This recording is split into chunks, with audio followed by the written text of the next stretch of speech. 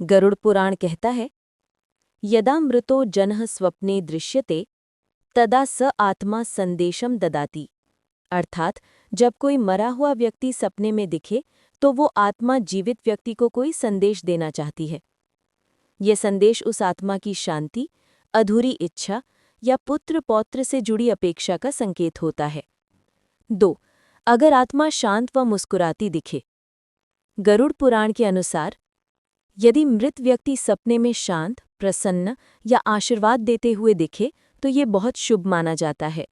ये संकेत है कि वो आत्मा पितृलोक या स्वर्गलोक में सुखी है और आपसे संतुष्ट है। ऐसा सपना धन, सौभाग्य और परिवार की रक्षा का सूचक है। 3. अगर आत्मा दुखी, रोते या गुस्से में दिखे। गरुड़ पुराण कहता है, यह स्वप्नी रुदते पितृ तस्य कुलम तर्पणम वांछति। अर्थात यदि मृत व्यक्ति रोता हुआ दिखाई दे तो इसका मतलब है कि वो आत्मा तर्पण या श्राद्ध की इच्छा रखती है। ये संकेत है कि उस आत्मा के पितृ ऋण या अधूरी इच्छाएं बाकी हैं। ऐसे में व्यक्ति को गंगाजल अर्पण, पिंडदान, तर्पण या दान करना चाहिए। 4. मृतक द्वारा कुछ मांगना।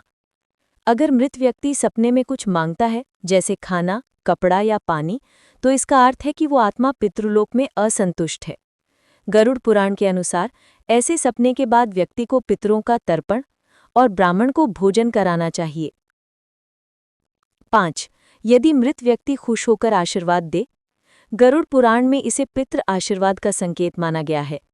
ये दर्शाता है कि आपके कर्म सही दिशा में हैं।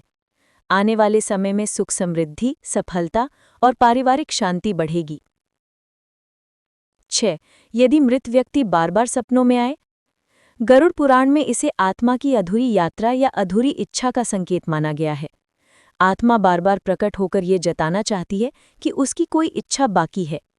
ऐसे में गाय को हरा चारा, कौओं को अन्न और पितरों के नाम से जल अर्पण करना शुभ माना जाता है। 7. विशेष दिन पर देखना। अमावस्या, पितृपक्ष आदि। अगर किसी मृत व्यक्ति का सपना अमावस्या या पितृपक्ष के दिनों में आता है तो ये बहुत पवित्र और महत्वपूर्ण संकेत है। वो आत्मा चाहती है कि आप उसे स्मरण करें और पवित्र जल या भोजन अर्पित करें।